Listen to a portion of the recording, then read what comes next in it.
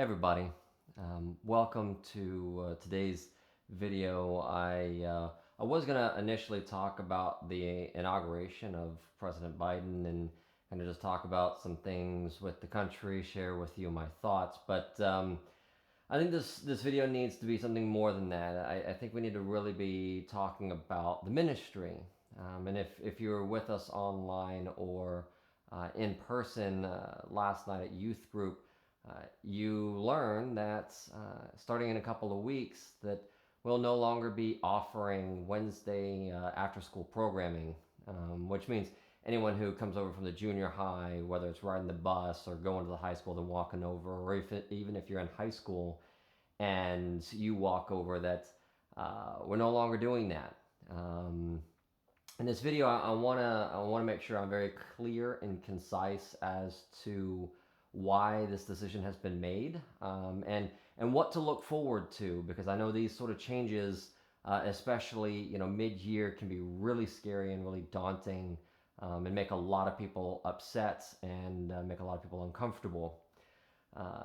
So first and foremost, when we look at Wednesday with after-school programming plus Wednesday night youth worship, it has been known for a very, very long time that that setup, that program, that architecture doesn't really work all that well with the way that we currently do it. It takes a lot of volunteers, takes a lot of effort, takes a lot of planning, takes a lot of logistics to make that sort of thing work.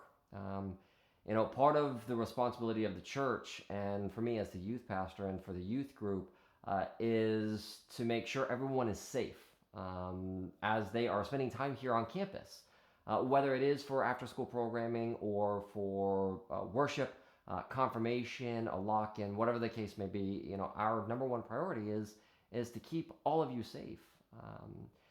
And when we find ourselves in a situation where we have a lot of kids on campus, that becomes very, very difficult because we have 3 floors to manage and a very large campus, not just in building, but also in square acreage. It's a very large campus with a lot of woods, with just a very wide open expanse for people to hang out in. And so that's very, very difficult to manage and to keep everyone safe. And so we have tried for years, even actually way before I even got here. It had been tried for years and years and years to attempt this style of programming.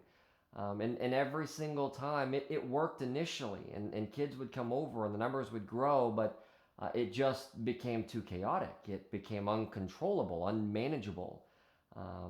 Even with the best of volunteers and the best of staff, it's very difficult to keep constraints. In reality, to really do that sort of programming effectively, I mean, it has to be structured down to the minute. Every single minute has to be pre-structured. Well, here's the reality. One of the reasons why you or your kids, if you're an adult watching this, if you're a parent watching this, one of the reasons why teenagers like coming here after school is because there are no, I don't want to say no rules, but because it is much more open and free. There isn't as many restrictions as you would like at school or something, or at a different location. And so part of that freedom is what many students, what many teenagers, what many of you actually enjoy. But therein lies the problem. That freedom comes at a cost. That freedom creates a lot of risk. As some of you are disciplined, well-mannered, well-behaved, others are not. Others struggle with restrictions, struggle with rules, struggle with authority, and can create chaos as a result. And more importantly, when a group of teenagers get together, they don't always necessarily make the best choices. They begin to influence each other and kind of encourage certain behaviors that maybe you otherwise wouldn't do if you weren't around them or around all of them. And so it's just a very, very complex, very difficult type of programming to do effectively. And again, like I said, this has been something that has been attempted for years, almost a decade now. The building, the discipleship building, for those of you who don't know, was conceived and built right around 2009, 2010, and so it's been around a very long time. And some of the hope is that we would be able to, especially when I was hired 5 years ago, that we would be able to create a program that met that need and was able to keep everyone safe, but also help everyone to kind of develop friendships, grow in their faith, and just unfortunately the reality is that just doesn't work. That doesn't happen. More often than not, we have kids running all over campus, throwing balls against windows or sneaking into the stairwell and doing things that boys and girls really shouldn't be doing on a church campus and really shouldn't be doing privately anyway. Or maybe, bringing certain things on campus that are illegal and wrong. And as a result, it creates an unsafe environment. And not only is our number one priority safety, but our number one purpose is to train disciples for Jesus Christ. We are a youth ministry. We are a church. We're not an after school program where you can just kind of come in and, have a snack, have recess, and play in the jungle gym. That's not our purpose. That's not what we're built and designed to do. We are built and designed to share the gospel of Jesus Christ with every single one of you in a manner that reaches you, in a manner that you can understand and relate to. When we create an environment where certain behaviors and certain things are happening that hurt your faith developments, that might even kind of encourage sin, that no longer becomes effective for a ministry. That no longer becomes something that is beneficial to your spirit. It is detrimental to your walk with Jesus Christ because you're no longer being held accountable and you're behaving in ways that is not necessarily healthy for you. And unfortunately, this has happened time and time again. This is shutting this down and ending after school programming. This is not the first time I've attempted to do this. In my 5 years that I've been here, I've tried multiple times, but I kept getting pushback, and I personally kept being afraid that if I truly went down this path, it was going to have a long-term detrimental effect on the ministry. Well, recently, I've been spending a lot of time with the Lord and kind of talking about Wednesday programming, especially as a result of COVID. I've spent some time with the leadership team. I've spoken to various adults, various parents, various students of all ages. And while this program is enjoyable, it's great to have, it is an awesome benefit, it's really kind of come down to the fact that it's just no longer safe. And it really has never been safe.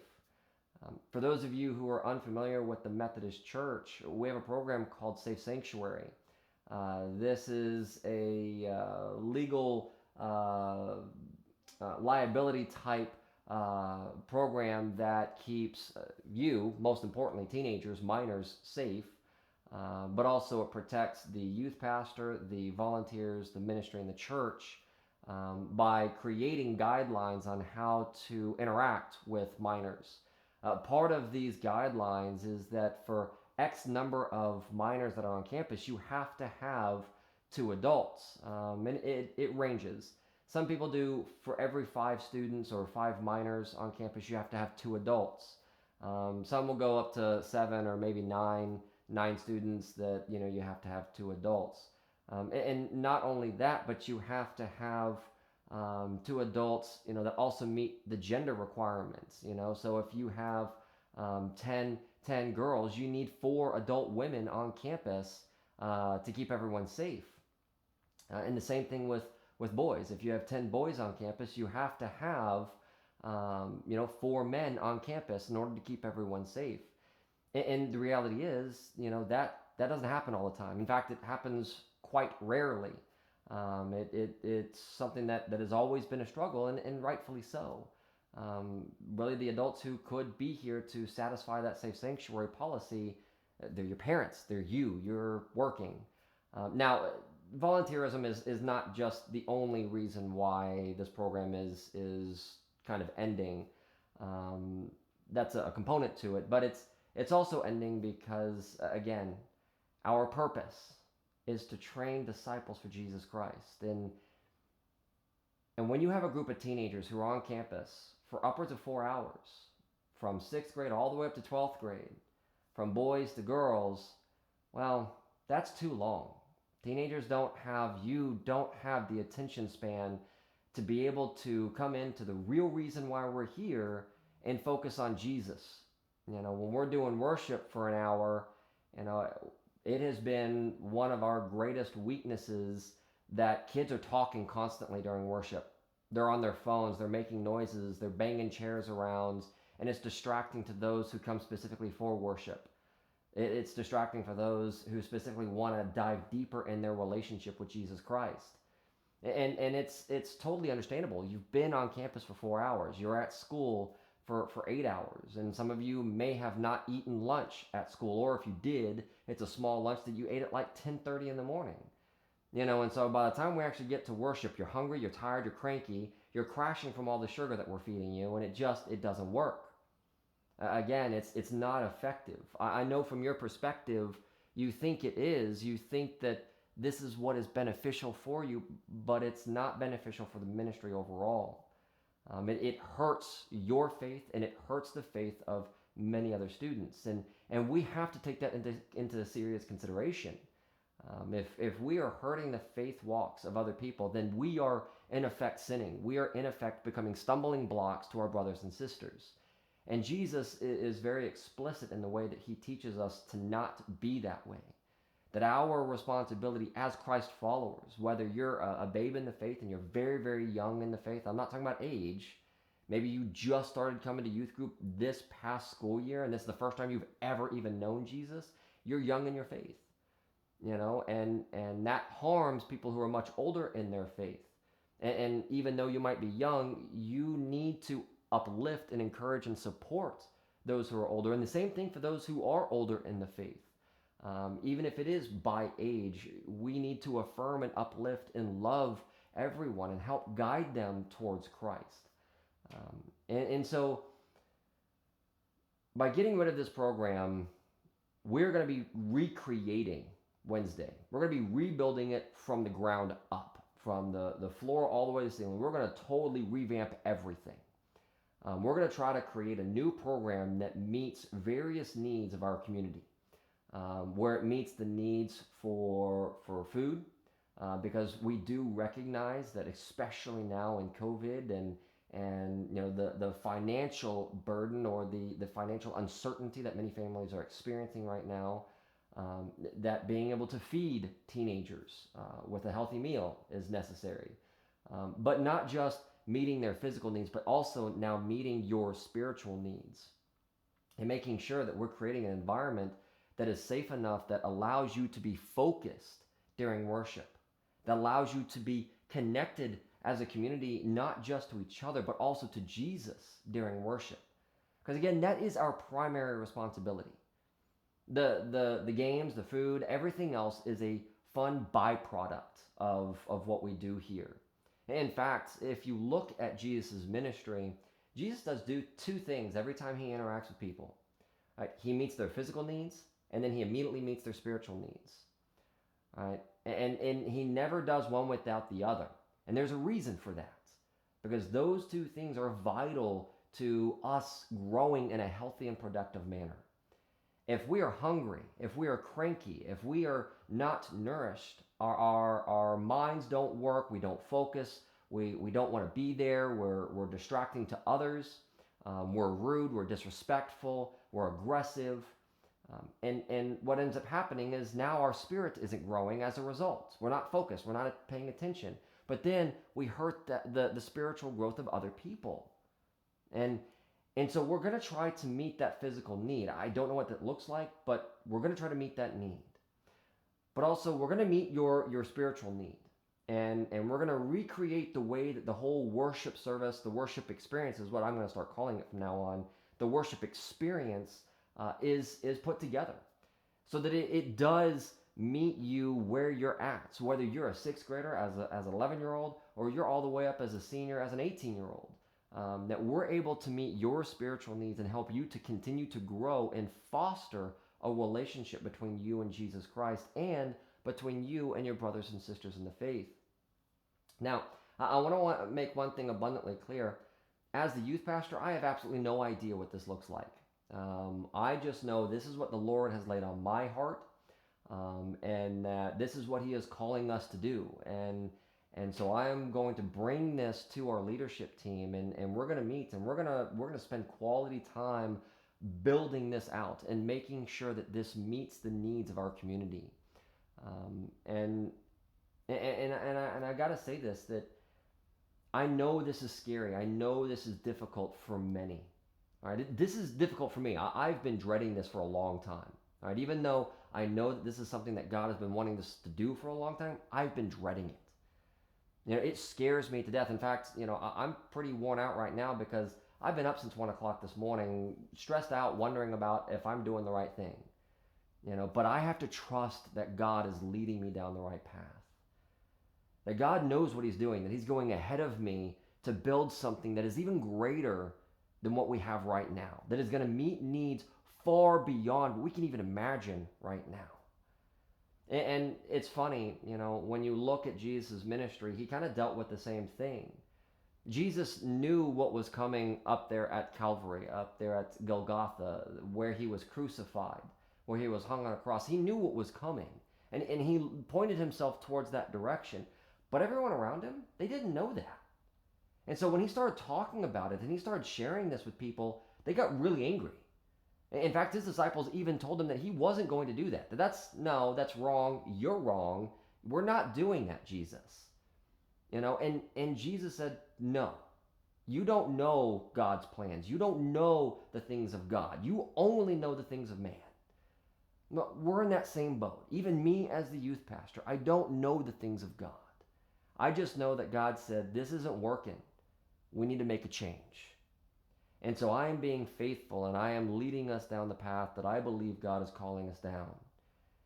And so for all of you who are really scared right now, who are struggling because you may not be able to attend for a little while because of transportation issues, because the only way you're even able to be here is because you come over after school. I want to speak to you first.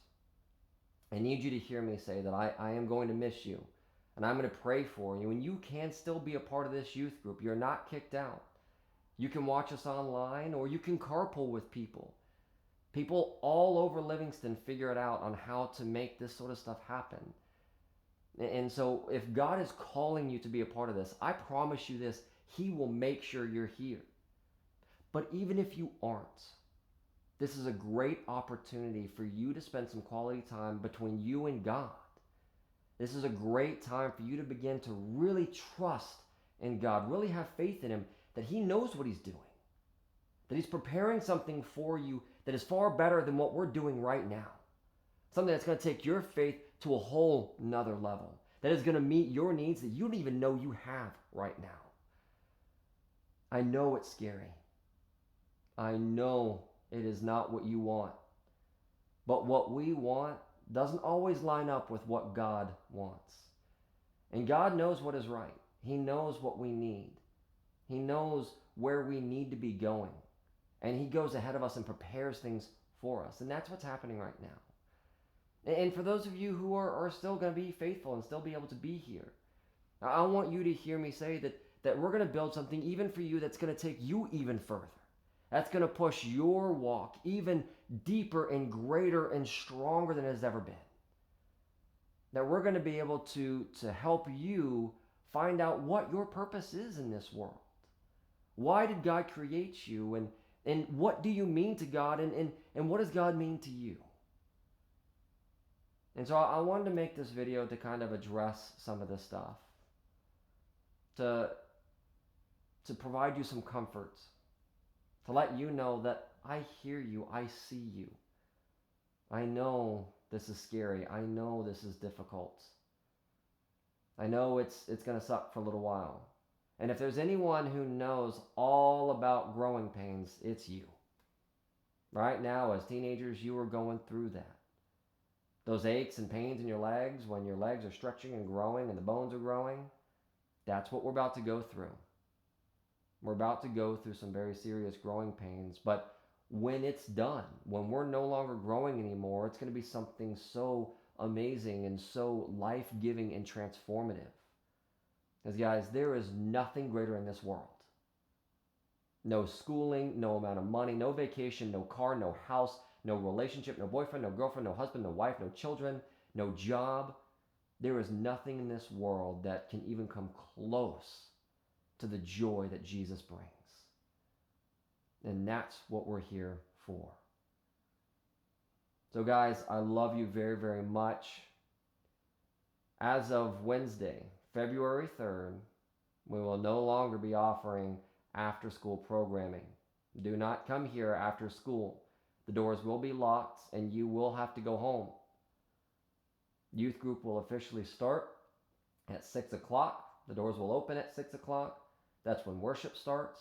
The live stream starts at 6 o'clock. It actually starts 5 minutes early to give you some time to get online. But it's right here on YouTube. Go ahead and subscribe to our channel and click that little bell icon. That will notify you when we go live. For those who can't make it afterwards, who can't come out at 6 o'clock for one reason or another, you'll still be able to stay connected. And I encourage you, when we do go live, type in the chats. If you're at home watching, type in the chat and have a conversation, have a communication, have a community even in the chat. That's how you can stay connected until things are built in a way that can begin to meet your needs again. It's a great way to stay connected to us. So again, Wednesday, February 3rd, doors open at 6 o'clock. I look forward to what God is going to do for us and through us and around us. I am praying for you. I love you dearly. And I know it may not feel like it. I know it may not sound like it, but God is doing this because He loves you as well. And I'm being faithful because I love you as well. So I hope to see you in next week for youth group, but I also hope to see you the week after when we start this new temporary program until the new one is built. I love you very much, and I'll see you in the next video. Bye.